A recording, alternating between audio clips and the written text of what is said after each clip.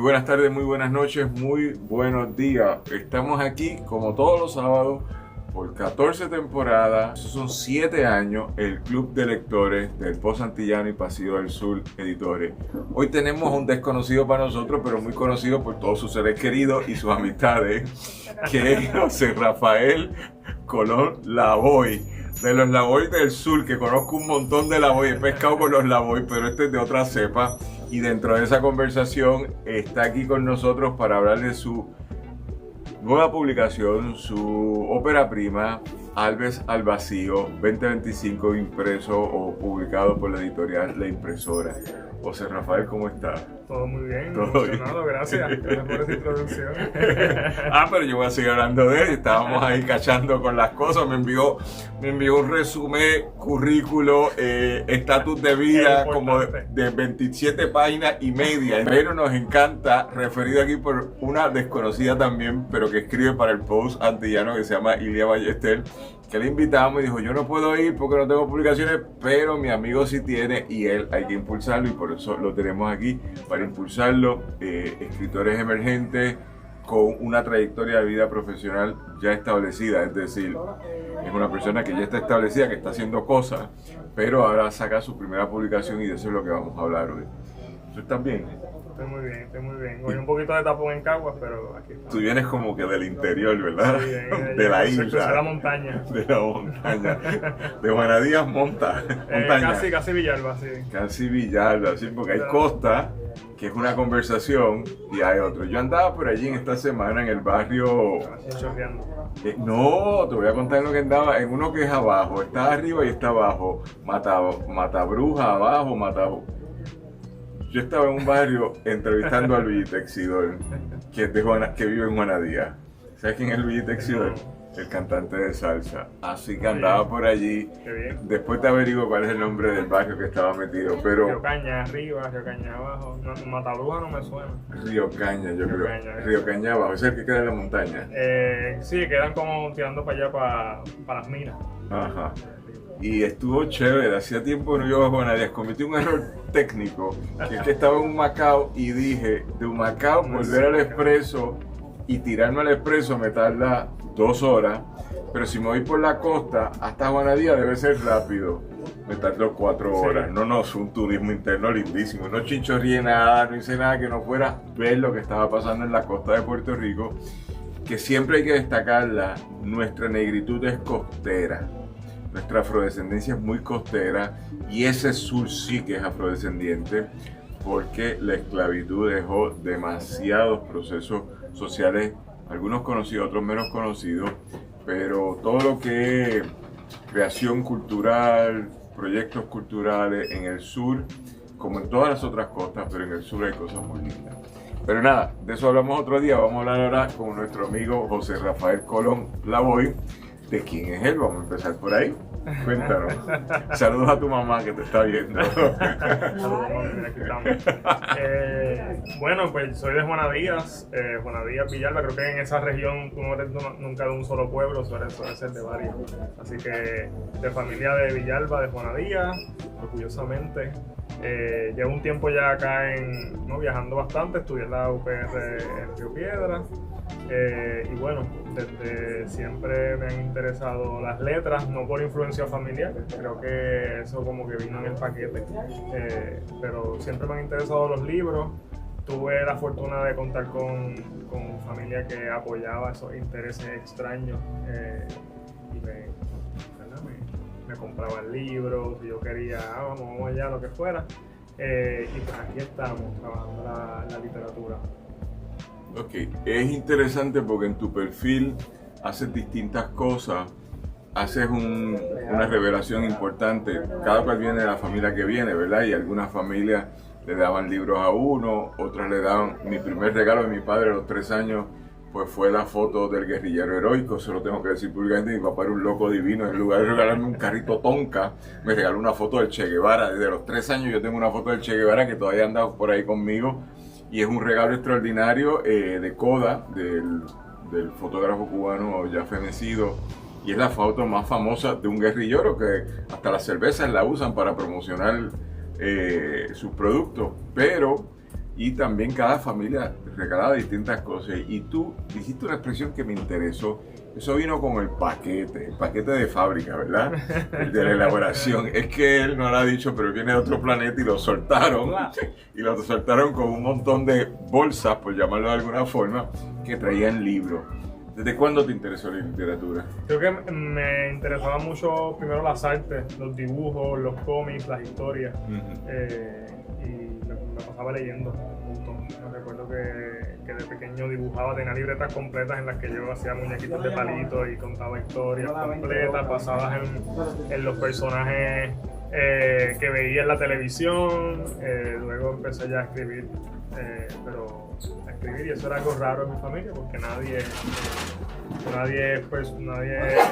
es muy cultural en ese sentido. Son personas de Villalba, Campo Adentro, familias humildes, de clase media baja, que no tenían necesariamente esos intereses en la literatura, pero pues nada, me apoyaron muchísimo en ese proceso y siento que era como un poco el pájaro raro en mi familia porque era lo único que le gustaba estar leyendo, comprarse novelas así gordas y leerse esas novelas mientras los demás estaban, no sé, viendo televisión. Sí, lo que pasa es que hay un diálogo intrafamiliar. A ver, me voy a un viaje, si me meto en la literatura policíaca, las familias son el primer núcleo policíaco que uno vive, ¿verdad que sí? No salgas a la calle con esos muchachos, eso es supervisión de un detective, ¿verdad? Eso lo dice mamá o lo dice papá. Si sales, no bebas, pero un policía de tránsito, ¿entiendes? Eso vive en la casa de uno. Y hay una literatura de Jack Lancelot que es Police in the Family, que es un libro clásico, y origina en francés, pero también está la historia de la familia y la pequeña burguesía, algo así, de Federico Engels, se me escapa el nombre ahora, que es cómo se estructura de un modo de producción el hogar de la familia. Y después está todo lo que hizo Foucault y todas esas cosas que van influenciando a uno, pero las familias son un sitio que da felicidad, ¿entiendes? Y nosotros somos sapiens y yo, si iba caminando, sabía cuál era mi mamá. No todas las mujeres son mi madre. Mi madre fue mi madre y esa es la que yo me aferré, la quise, la cuidé en sus últimos momentos de vida y es la cual uno protege, ¿verdad? La madre que lo vio nacer a uno. Así que las familias son, pero tú eres un escritor hoy, tú eres un artista en distinto, después vamos a hablar de todas las cosas que hace, pero eres una persona creativa porque tuviste esa familia, sí, no porque no la tuviste. Si hubieses tenido otra familia, a lo mejor serías pelotero. Yo tengo muchos amigos peloteros y tú eres creativo porque esta familia, independientemente de todo, te apoyó. ¿Sí? Y bueno, y una familia extendida porque mi mamá siempre trabajó con envejecientes. Así que estuvimos rodeados de viejitos y viejitas toda mi vida. Yo crecí con muchas personas mayores, así que había muchas mamás, muchas madres cuidándome y contándome historias. Así que yo creo que de ahí también se nutre mucho de mis intereses con la memoria y con la escritura. Qué chévere, qué buen detalle ese, porque sin lugar a duda la memoria individual, colectiva o histórica se nutre de tanto testimonio que yo en estos días estoy haciendo entrevistas y quiero seguir entrevistando gente porque cada vez que saco tiempo para hacer entrevistas me encanta meterme en un mundo que no puedo ver, que está en tu cabeza. Tú me lo cuentas y yo lo veo. Y entonces le he dedicado al género de entrevistas, he publicado varios temas en eso, y tengo un día cuando la fama me llegue, si algún día me llegue, que alguien diga, yo quiero la biblioteca personal de Daniel Nina. Yo tengo cassette de grabaciones que yo hice desde que tenía 19 años, porque por alguna razón me gustaba entrevistar y todavía me sigue gustando entrevistar. Y dentro de esa conversación creo que tú estando en Juana Díaz, que más que los Tres Reyes Magos tiene otro montón de cosas, ¿entiendes? Y yo que estuve esta semana, estaba el martes allí en Juana Díaz. Sí creo que hay cosas, esos testimonios hay que rescatarlos. Y los adultos mayores, todos los que yo conozco, tengan lucidez o no, tienen historias que contar.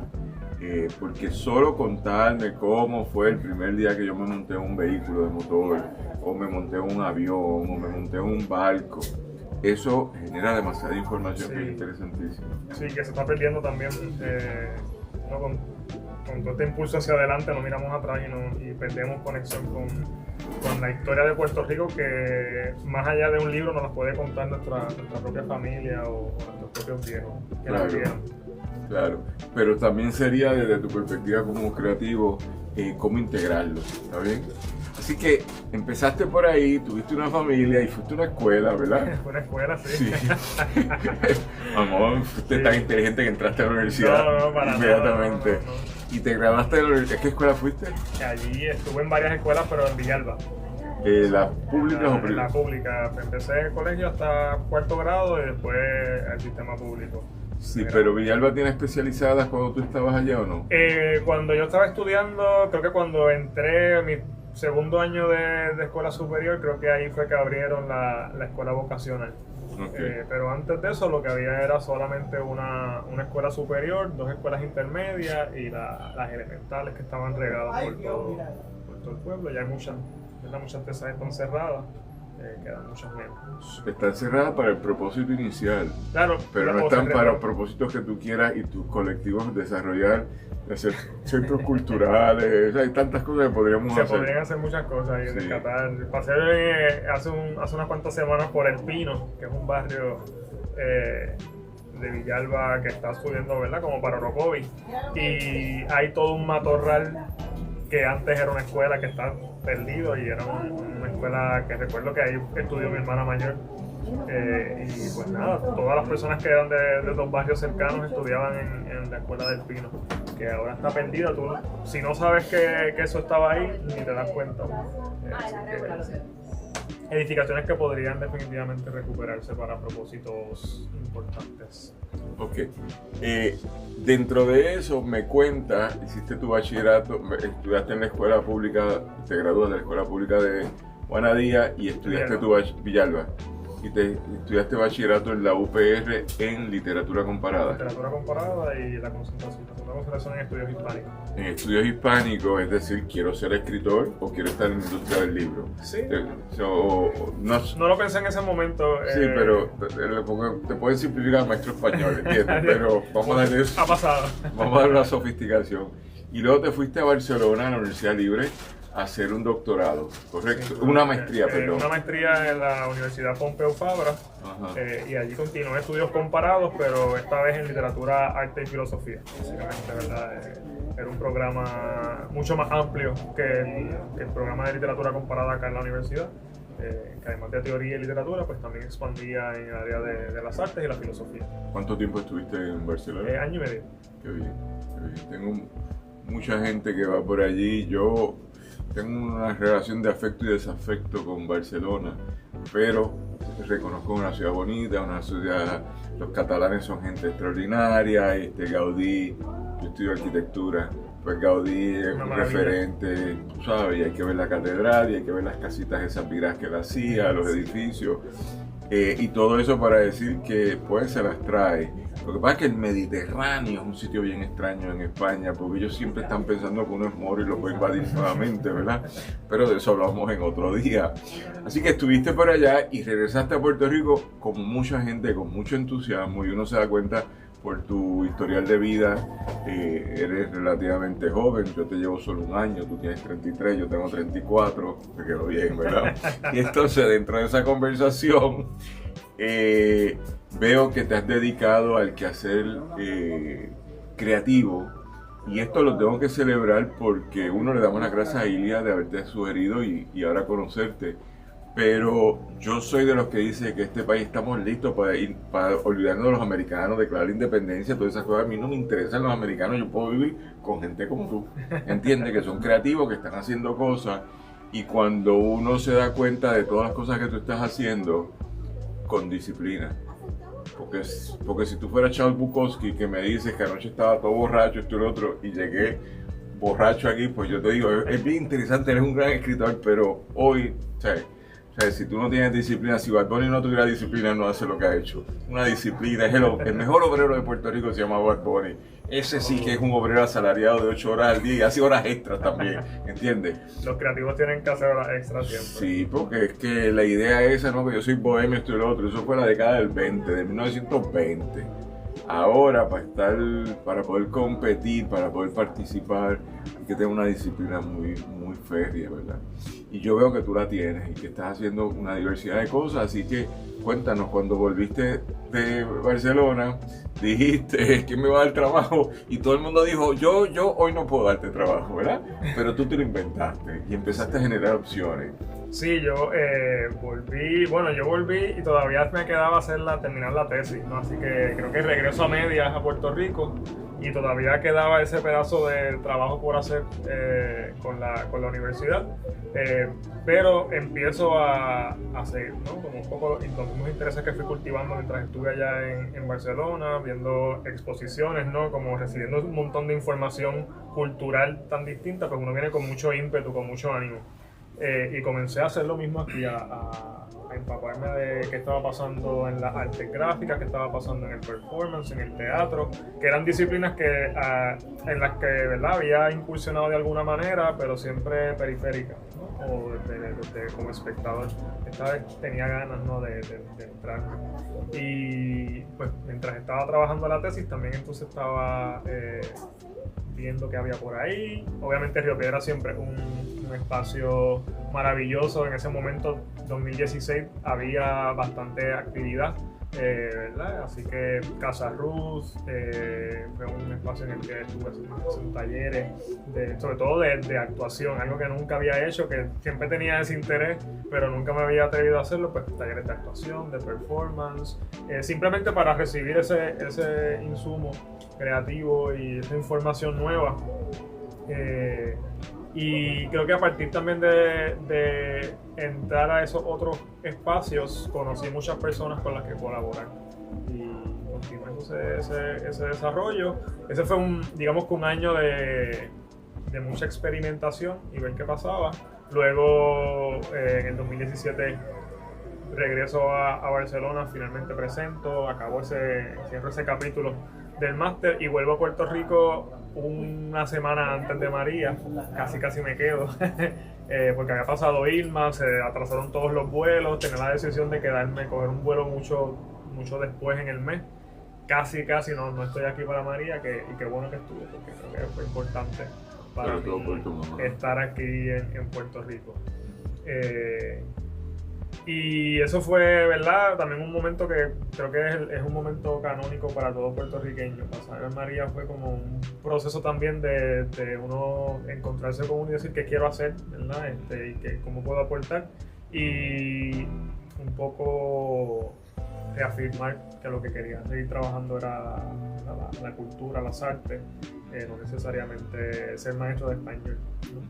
Por ejemplo, aunque está muy bien, y he hecho también muchas cosas educativas.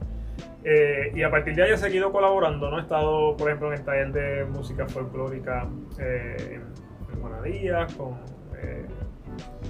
de Santiago. He estado, ¿verdad?, colaborado con Aralinas de Antalla, de Casa Cruz de la Luna, y en diferentes entornos en donde se me ha presentado la oportunidad para trabajar el performance, el teatro, y explorar otros lenguajes artísticos que no sean solamente la poesía y la literatura, que es lo que principalmente había estado haciendo hasta quizás 2015, 2016. Y se van presentando las oportunidades. Yo creo que haciendo cosas y manteniéndome activo en el mundo de las artes y conectando con personas es que se han ido abriendo otras puertas. Y ahí entonces comenzó a colaborar con proyectos como Poetry Out Loud. Eventualmente también se da la oportunidad de trabajar con el municipio de San Juan, con el programa de Bellas Artes, ofreciendo taller de poesía y muchas otras cosas. Yo creo que hago demasiado a veces. O he estado en demasiado espacio colaborando y dando, ¿verdad?, mi granito de arena. Claro, pero como diríamos en otro contexto, en la defensa cultural es la razón que nos tiene vivos. Porque si no hubiese defensa cultural, esto sería administrado por el gerente de McDonald's. Tendríamos un McDonald's todo terreno, que el de la número 100 allá en Cabo Rojo, que es el que más vende en Estados Unidos, el de Puerto Rico. Bueno, tendríamos coordinando todo Puerto Rico, un buen gerente, ¿verdad? Y no tenemos nada, pero lo cultural es lo que nos detiene a ellos, nos afirma a nosotros, y es lo que nos tiene aquí también, y sobre todo la contribución que personas como tú, que para muchos eres está siendo conocido hoy, incluyendo yo, pero uno dice, bueno, ¿dónde tú has estado? Pero qué chévere, porque uno va caminando por aquí, va encontrando proyectos que tú dices, uno, esto es bien valioso en Juana Díaz, pero esto nadie en San Juan habla de esto, ¿está bien? Tienes que tú venir en peregrinación a San Juan para dejarte conocer esto y lo otro. Pero segundo, cuando uno amarra todo lo que está pasando aquí, te das cuenta que es una soga que tensa bien duro. Y es una soga de resistencia que te crea un país alterno. Yo personalmente lo tengo que traducir en libre y soberano sin americanos, ¿entiendes? Pero que cada cual determine su coyuntura y cómo lo ve.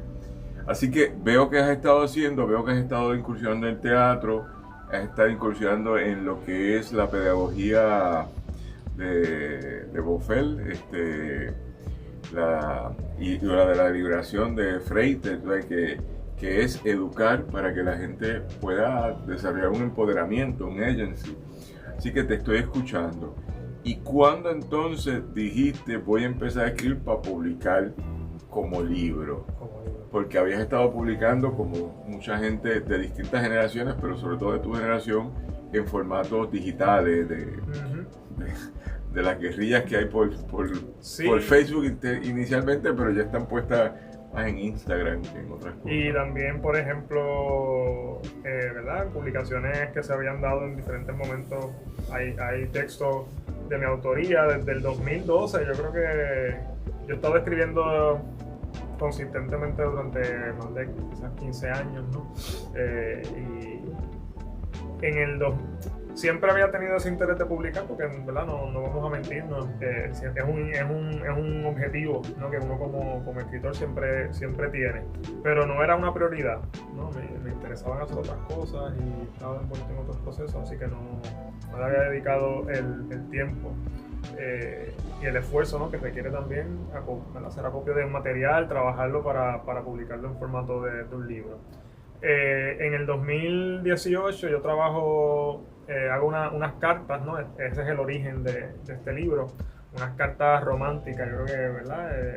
Siempre, a menudo es el punto originario de mucha poesía, sobre todo cuando uno está empezando, escribiendo, ¿no? La protesta o el amor. No hay luz, estamos sin luz y sin agua en Juana Díaz, y el pobre muchacho se le da con enamorarse y se pone a escribir cartas a mano, es decir, con un tizón, un tizno de esos de carbón y en papel, porque esos son los momentos duros todavía, María. Yo no sé cuándo volvió la luz en Juana Díaz, ¿entiendes? Llegó como en diciembre en casa, pero en diciembre 17 o 18. 17. Ah, bueno, pues le volvió rápido, porque venía de Ponce, ¿verdad? Ponce los colonizó a ustedes.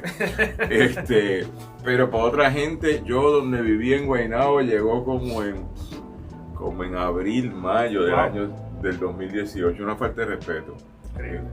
Sí, eso está fuerte. Pero mira, fue menos romántico, no escribí las cartas para María con una velita, ni nada por el estilo. Fueron firmadas con un poco de cera y le ponía así su dedo, ¿entiendes? No, para nada. Fueron de hecho cartas que escribí por correo electrónico y las envié. Así que era mucho más moderno. Paola no tiene ninguna romanticidad. Nada. Ok. No. Pero pues nada, fue un trabajo también consistente. Fueron unas cartas que escribí, no todas las envié, y fueron como un mes entero de enviar una carta todos los días por correo electrónico. Así era un ejercicio personal de amor, desahogo, confesión, ¿no? Todos los sentimientos que están atados a esos procesos. Y obviamente esto fue como, ¿verdad? Lo que fue en ese momento. No lo escribí pensando para nada que podía ser el material para escribir más adelante. Okay.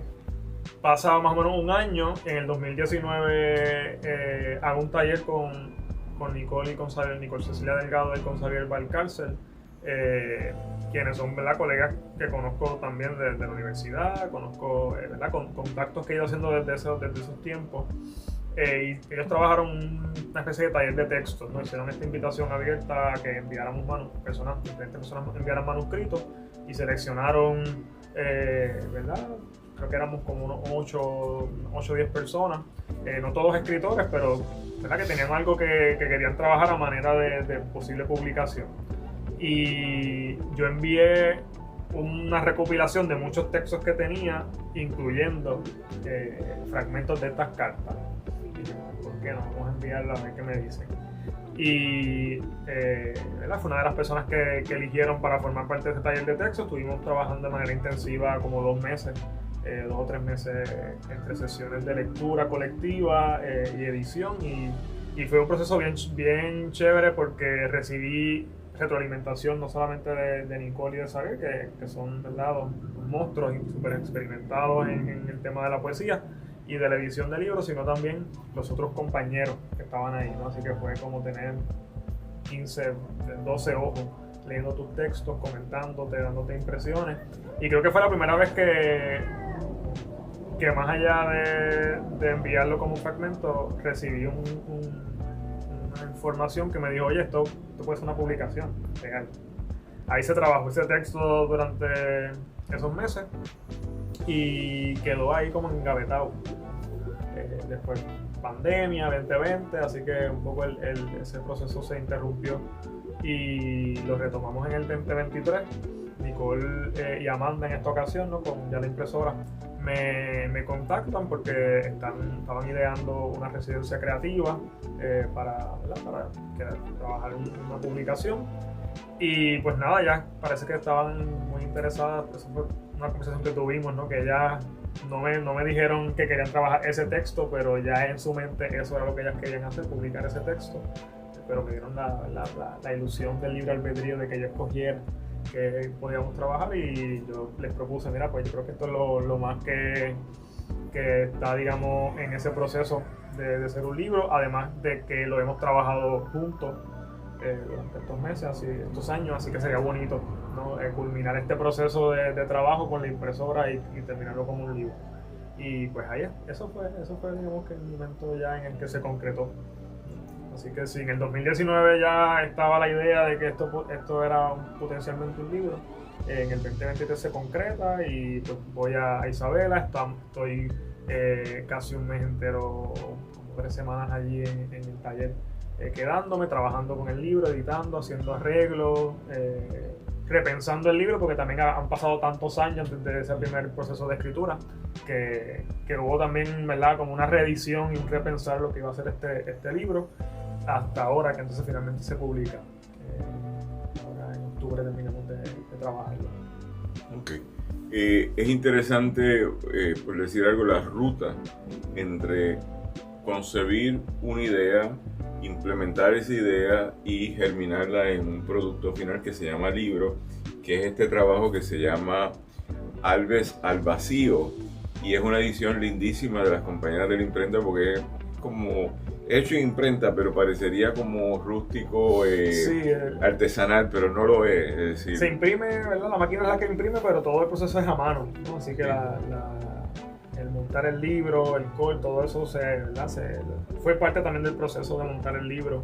Y la imagen que sirve de portada es un grabado de mi autoría también, así que el texto también incluye, ¿no?, arte gráfico. Porque él escribe, él da clase, él es teatrero, él también pinta. Yo presumo que tú le cantas a la luna también. ¿Tú tocas guitarra? Intenté en algún momento y nada, me gustó. Pero eso sí que requiere una disciplina increíble que no le dediqué. Ok. Entonces, no se puede hacer todo. No, pero hay que dejar algo para los demás. Pero ya hace unas cuantas cosas, entiendo. Tú sabes. Una pregunta, José Rafael. ¿Y qué te lleva a escribir? ¿Qué te motiva para escribir? A mí yo creo que la memoria, por un lado. Es un concepto bien interesante que quisiera que lo explicaras un poco, porque estuvimos hablando de los adultos mayores y cómo influenciaron en tu proceso de desarrollo.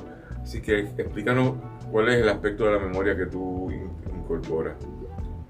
Evidentemente el recuerdo, pero también cómo elaboramos ese recuerdo, ¿no? Cómo lo traemos a través del lenguaje.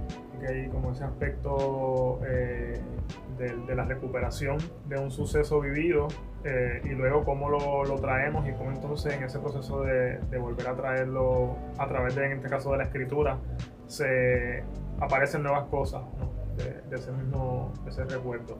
Creo que es algo que hago con el libro. el trabajo con el lenguaje para mí siempre es bien, bien importante porque es el material con el que estoy trabajando, así que no solamente, no es tan fácil como yo mirarte y pasarte el recuerdo que yo tengo, sino que también hay que transformarlo y seleccionar de ese recuerdo cosas que sean las que al final conformen esa escritura, ¿no? Esa imagen poética o esa descripción a través de ese material. Así que me interesa mucho la memoria porque creo que es importante rescatar no solamente lo vivido por uno, sino por otras personas, pero también cómo manejamos, ¿no? ese recuerdo o esa memoria a través del lenguaje, cómo lo recuperamos, porque es tan importante, ¿verdad?, como el recuerdo mismo. En ese sentido, el trabajo con Albert es un trabajo bien personal, es una reescritura o una rememorización, ¿verdad?, una elaboración con la memoria propia y con esas cartas y con esos procesos. Yo tengo un montón también de material adicional que no está en el libro, otros correos que quedaron fuera o notas que fui tomando durante esos años que informaron de alguna manera el proceso de escritura. Y yo me considero que, ¿verdad?, que como escritor mi vida es parte, ¿no?, de ese, creo que de alguna manera mi vida es también el arte, o de ahí, definitivamente de ahí se nutre.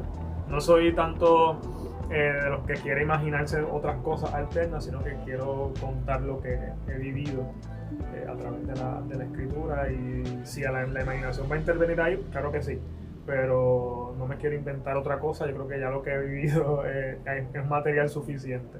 Así que hay una cuestión, ¿verdad?, biográfica, de trabajo con la memoria, pero como te comenté, ese elemento de haber vivido y crecido con adultos mayores, con personas con Alzheimer, con personas con diferentes condiciones que perdían la memoria, creo que me impulsó a que me interesara mucho ese tema desde pequeño, ¿no? ¿Por qué la gente olvida o qué es lo que se olvida?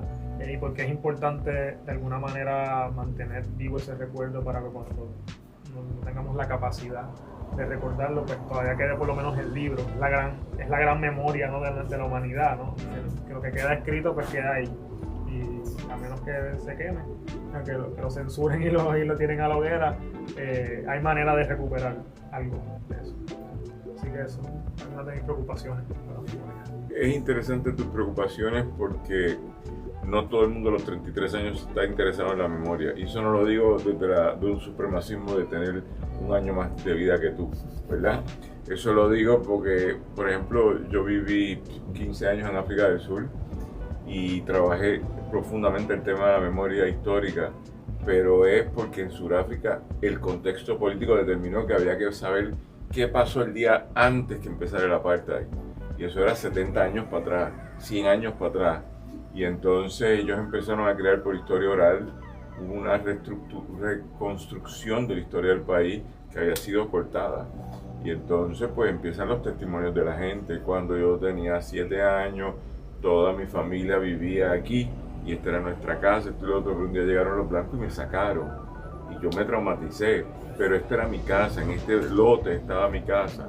Y había un perrito que se llamaba Joe y había esto. Y todo eso nos sirve a todos y a todos para entender, como diría Fiera La Vega, salimos un día y de dónde vengo, ¿verdad?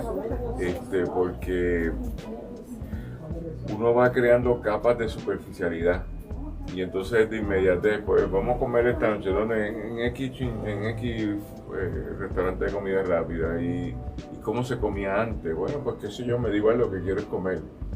Cuando sería interesante saber cómo yo comía antes y cuáles eran los atributos de una comida, no sé si mejor o peor que la que estoy comiendo ahora, pero eran los atributos, ¿está bien? Así que hay que rescatar y eso es interesante que tú lo hagas. Entonces, en Albe te hice una pregunta y quiero que lo expliques, porque Albe es al vacío. Dice, Albe, ¿qué es esto de Albe? Y entonces yo veo que Albe está dentro de todo el libro, así que sí, explícalo tú.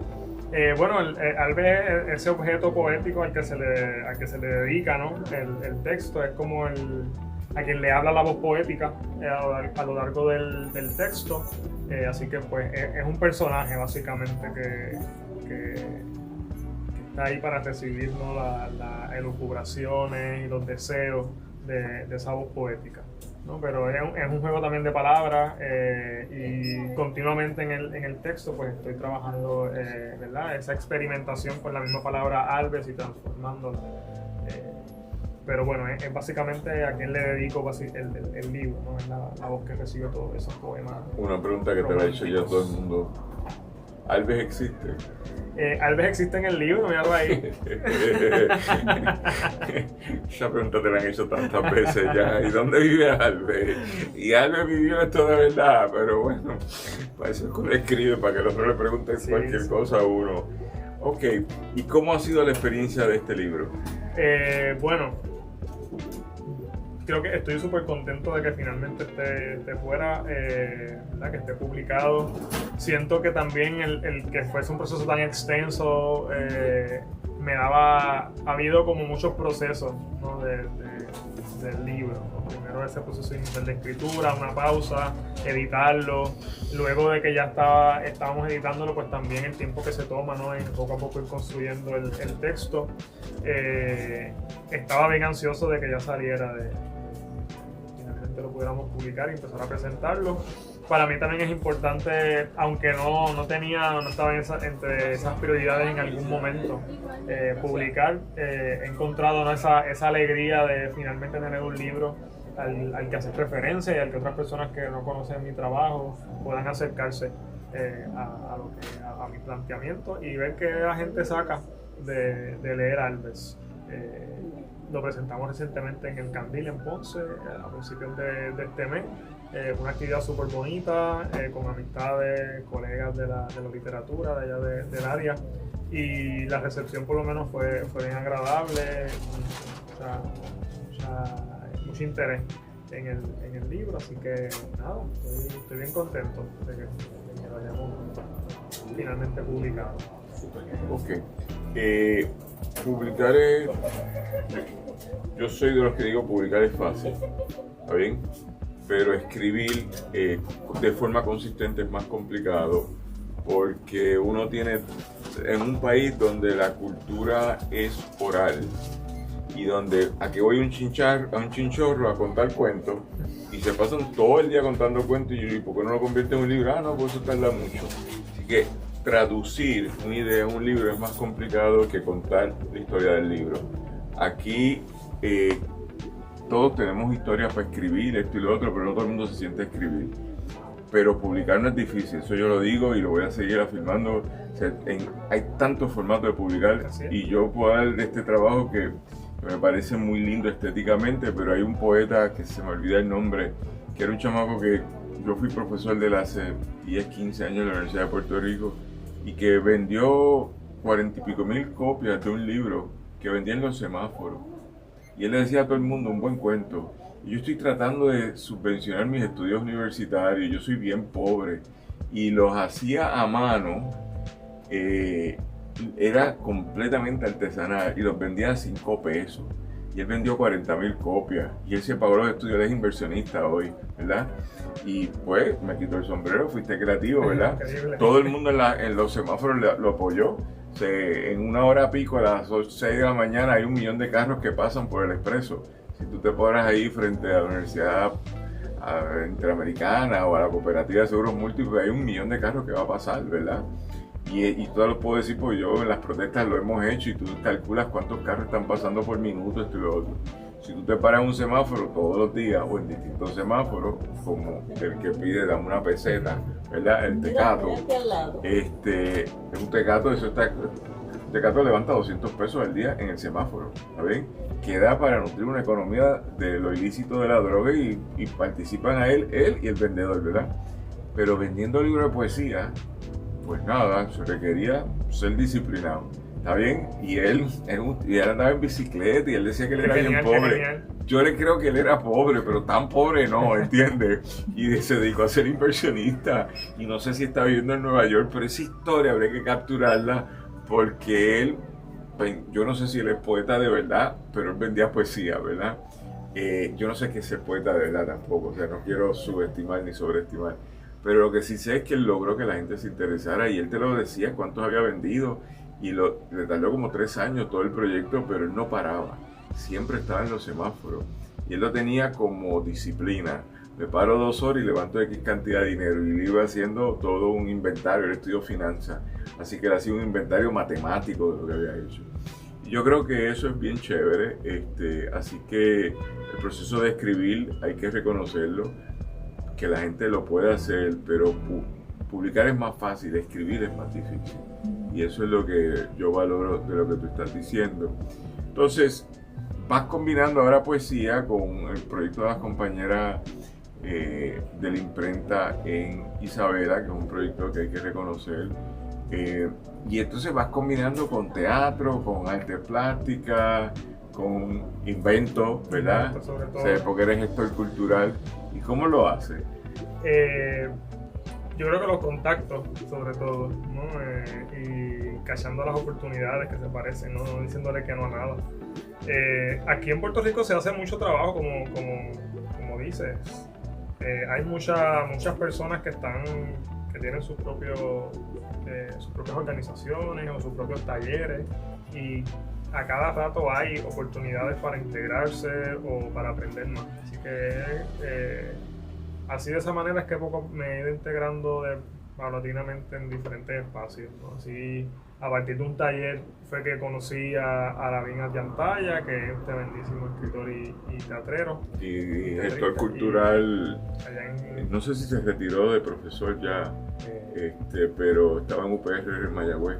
Pero un tipo creativo. Sí, increíble. Llegó a tener un teatro en San Germán, tenía un teatro y hacía cosas allí. Y pues a través de un taller que ofreció fue que le conocí, y que entonces continué trabajando con Casa Cruz de la Luna, experimentando a través de un proyecto que era el Laboratorio Itinerante de Investigación Teatral. Y llegamos a ir a San Germán y estuvimos trabajando de manera continua hasta la pandemia, básicamente, ¿no? Que realmente no nos podíamos seguir reuniendo. Pero tuvimos producciones y trabajo de experimentación teatral y performática, activando espacios en San Germán. Así que eso fue una de esas experiencias que me marcaron, ¿no? Porque además estar trabajando con un artista con la creatividad y con el empuje de Ayantaya, pues maravilloso. Y creo que en general también las conexiones que he ido haciendo a lo largo del tiempo que estuve estudiando en la Universidad de Puerto Rico, las he ido cultivando y las he ido cuidando, ¿no? A lo largo de los años, para siempre poder colaborar de otras maneras.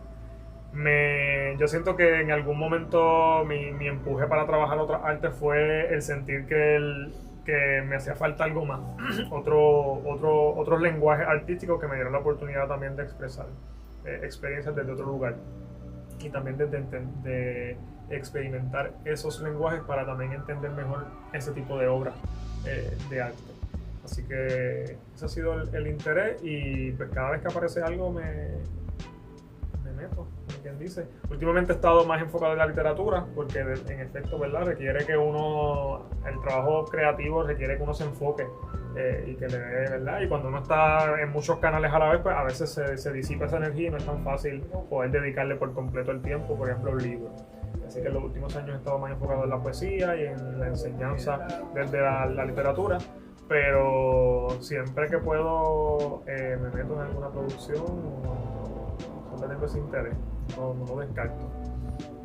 No me llamaría actor ni nada por el estilo, artista multidisciplinario. Ese título largo. Sí, pero es un título que corresponde a los tiempos. E informa mi trabajo, realmente. Sí. Creo que el hecho de que, por ejemplo, en el libro haya este grabado, y también adentro hay otros grabados que son parte, ¿no? Son parte de mis procesos creativos y de lo que he aprendido en talleres, trabajando con otros artistas, que luego entonces pues los pongo, ¿no? También al servicio, o los pongo en diálogo con mi trabajo de escritura. Okay.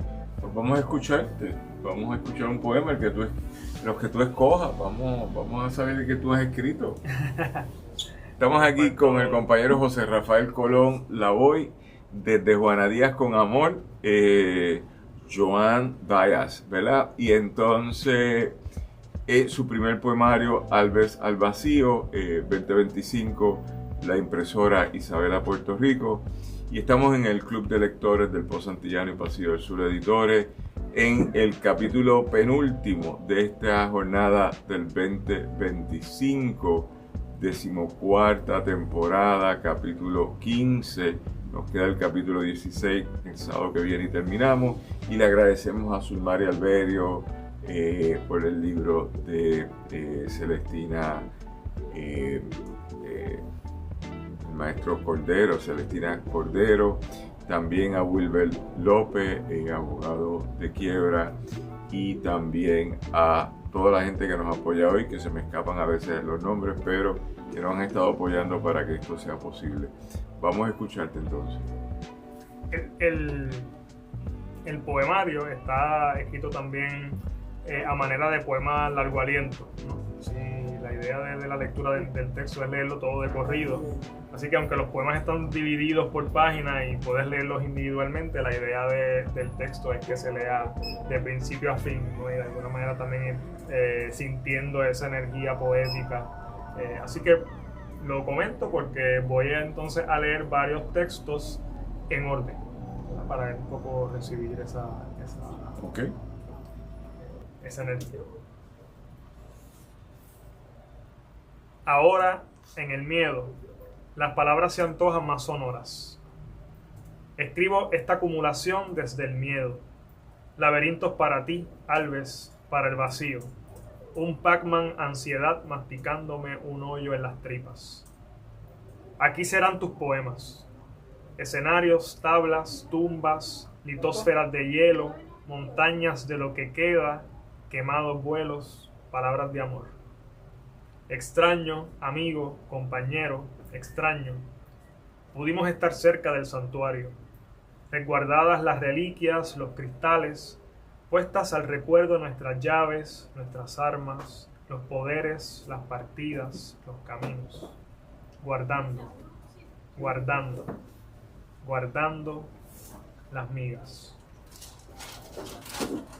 Me habita siempre, Alves, planeta, memoria fuego, río fresco, prado, fuerza, labio, sed, isla, cueva, hueco mío, cuenco, agua, rostro dulce, ojos niños, risa, amargo salto, abrazo, luz, insomne. Nos traen aquí mis esfuerzos estériles, a los paisajes cósmicos, alfileres donde amo con locura y en tu ausencia. El perdón es un humilde trabajo de a diario. Muy bien, muy bien. El perdón es un humilde trabajo de a diario. Entonces, está bien. La reconciliación sigue. Me habita siempre, Alves, planeta, humo nativo, tu memoria de mar y de fuego, el eco de tu fuerza, cantera. Hábitat harto, Alves, planeta, de tu caída la tierra sembró un valle. Del peso del glaciar y tu presencia de continente nacieron selvas, plenamares y malomas, playa estrellas, islas, lejanías, nací yo, sueños del Alves planeta. Antes de Alves, las formas de la oscuridad miraban mi rostro. Nuestras versiones, bestias confundidas. La vida, altar de avisos, apetitos, mecanismo de horas, refrigerios, abandonos. Aunque la tierra, extensa por profunda, nos devolvía al día nuevos. Al filo de la noche, fantasmas. Hoy, el sur nos cordillera, escupe magia, nos acalla, diviso sales, primera isla. Muy bien. Hay algo que me causa curiosidad que quiero que nos explique. Alves Planeta. Eso... Yo soy profesor aquí en Río Piedra y el primer semestre, mi cohorte es 18 años, ¿verdad? Los que acaban de entrar a la universidad, en clases de ciencias sociales. Yo tengo un experimento que es que llegó un marciano a tu casa. ¿No? Un experimento buenísimo. El segundo semestre es mejor. El segundo semestre nos fuimos a la luna a vivir, ¿está bien? Y el primero es que llega un marciano, un alienígeno, ¿verdad? Y te hace un planteamiento muy básico. Necesito vivir aquí. Y uno empieza a entender lo que es la otredad, ¿verdad? Pero yo hablar de planetas es normal. A mis estudiantes no, y menos a los papás. A veces piensan que yo estoy perdiendo tiempo. Yo no. Lo que pasa es que si hay un gimnasio que se llama Planeta, ¿verdad? Y hay una editorial que se llama Planeta, pues que tú tengas un personaje que habita en un planeta debe ser normal. La pregunta es qué pasa en ese planeta. Y eso es donde quisiera que me explicaran de qué trata el planeta de Alve. El planeta de Alve se va construyendo con la misma palabra. Es un planeta de memoria, es un planeta de amores y desamores, de desahogo. Es un planeta sumamente vivo, geográficamente variado. Hay un juego, ¿no? Definitivamente con la geografía, con crear de alguna manera una figura casi como mítica, ¿no? Y usar a esta figura a la que se dirige el hablante lírico. Y obviamente pues compararlo, ¿verdad?, con todas estas cuestiones geográficas, ¿no? Con los mares, con las playas, porque creo que con el lenguaje se construye precisamente planetas, ¿no? de pensamiento, pequeñas islas o archipiélagos. Así que está bien presente el tema de la geografía, y el planeta de Alve es un planeta que tiene una geografía bien variada. Okay. Es que sabes que los planetas, el concilio de científicos astrónomos determina cuántos planetas hay y cuáles entran y salen, ¿verdad? Y hay algunos que los eliminan, pero nosotros pensamos como hijos de la colonización que el que me colonice me define, ¿verdad? Pero yo pienso que el que tenga un planeta puede definir lo que va a pasar en el planeta, ¿verdad? Por eso es que el segundo ejercicio que yo hago en enero ahora en la universidad es nos mudamos a la Luna y la vamos a colonizar, porque yo prefiero tener los criterios míos que los que tenga Elon Musk. A mí Elon Musk no me interesa que me colonice, y menos la bandera americana, ¿verdad? O sea, ya tengo de esos 100 y pico de años. Pero si fuera a colonizar, ¿qué yo haría? Si yo fuera a tener un planeta, ¿cómo sería mi planeta? Porque mi única forma de relación con la otredad es de colonización. Si yo llego aquí y hay unos indígenas, los hago míos. Si yo llego aquí necesito fuerza de trabajo, traigo unos africanos en diaspóricos y los pongo a trabajar. Si yo creo relaciones de servidumbre y de trabajo involuntario, pues todo lo que se mueva yo lo condeno a que trabaje para mí. Pero si yo fuera a ser distinto, ¿cómo yo organizaría el mundo, ¿verdad? Y yo en ese sentido creo que la oportunidad de crear un planeta literario para poder, es porque queremos decir cosas de otra forma, ¿verdad? Tenemos un problema que es mi memoria, así que yo soy un sapien más, o sea, yo no tengo ninguna excentricidad alguna, yo soy un sapien que va a seguir mis destinos hormonales según todos los sapiens que me han precedido lo han seguido, y yo puedo desviarme, pero tengo una senda ya establecida, ¿verdad? Yo sé que ya con unos cerillos o fósforos yo prendo fuego, no tengo que frotar piedras por circunstancias discrecionales o aleatorias que pasaron. Así que pienso en eso, un concepto bien fuerte, Alve y su planeta, porque es la creación de un mundo alterno al dominante. Así que yo te hago una pregunta que hacíamos hace mucho tiempo y a veces uno se olvida hacerla. ¿Cuál es tu compromiso con la literatura? Porque yo, que solo te llevo un año, quisiera saber cómo te va a ti un año después, ¿verdad? Pero si te llevara 30, pues sería distinta la conversación. Pero llevándote un año nada más, tú tienes 33, yo tengo 34. ¿Cómo tú lo ves?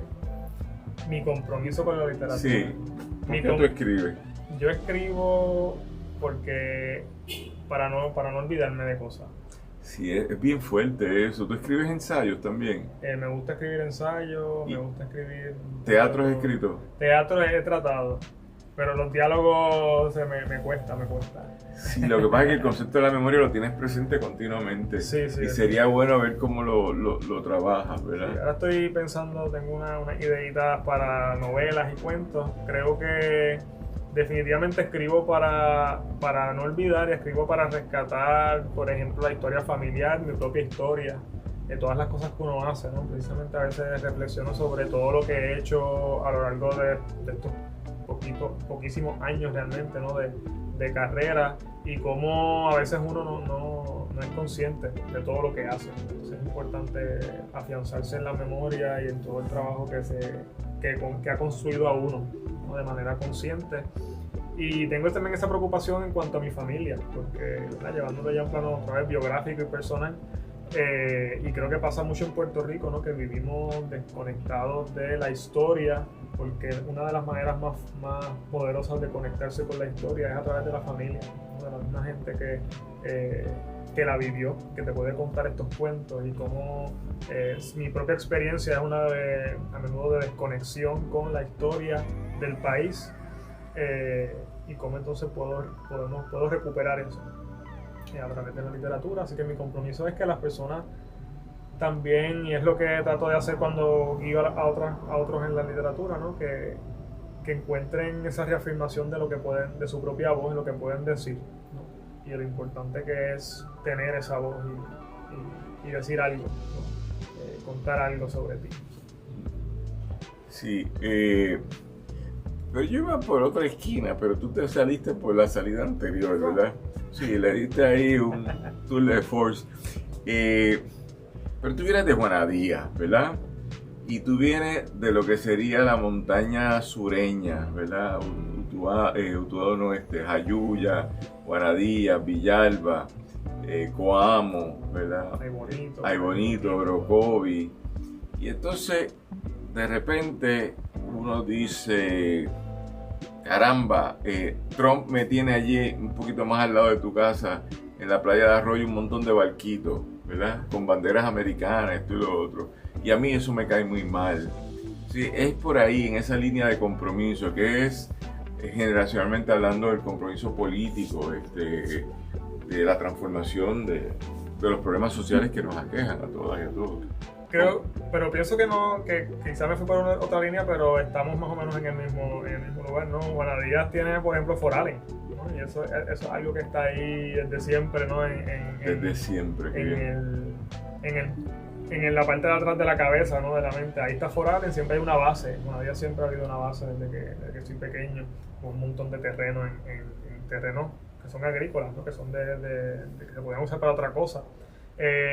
Vuelvo, creo que a lo mismo, ¿no? En la medida en la que nos hemos desconectado de la historia y desde ese contacto familiar, también nos desconectamos de las posibilidades de entendernos de una manera que nos permita liberarnos, que nos permita tomar postura firme sobre estas cuestiones contemporáneas, ¿no? Sobre lo que hace hoy Trump, sobre tener barcos, ¿no?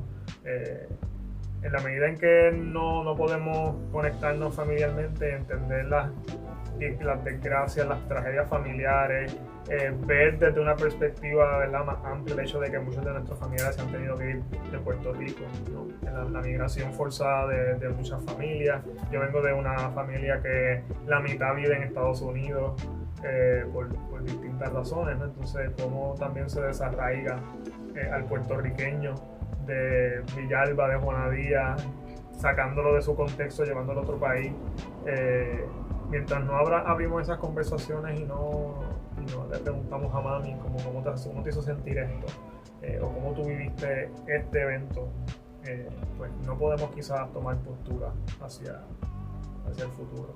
Así que creo que el compromiso en ese sentido, y estoy trabajando un poco temas que tienen que ver con recuperar esa memoria, eso es de alguna manera conectarme, y desde esa conexión personal también conectarme con la historia, ¿no? Y que sea más allá de simplemente leer un texto. Pues con esa memoria, pues vamos a darte las gracias por haber venido hoy desde un pueblo tan cercano como Juana Díaz. Ciudad de Reyes, sí, y de poeta. De Ciudad de Reyes y de poeta. Y dentro de eso darle las gracias a Ilia, que nos recomendó conocerte, y lo agradecemos. Y tenemos este texto aquí, Alves al Vacío, disponible en las plataformas de la imprenta y también, presumo, en plataformas tuyas, como debemos dejar copias aquí en Norberto González para que la gente lo pueda conseguir aquí. Y le decimos gracias a José Rafael por haber estado con nosotros hoy. Te deseamos que sigas escribiendo y que de la misma forma que haces tantas cosas, cambies de género para poder elaborar en asuntos que es muy consistente el tema de la memoria en tu trabajo. A nombre del Pozo Antillano y Pasillo del Sur Editores, le damos las gracias al compañero por estar aquí, al equipo de producción, en particular a Paola Estela por organizar este evento, y a toda la gente que nos patrocina de una forma u otra que está con nosotros aquí hoy. Este es Daniel Nina, nos despedimos. El sábado que viene nuestra última edición 2025 y se acabó este año. Nos veremos en el 2026. Gracias a Norberto González Librerías por tenernos aquí todos los sábados. Muchas gracias.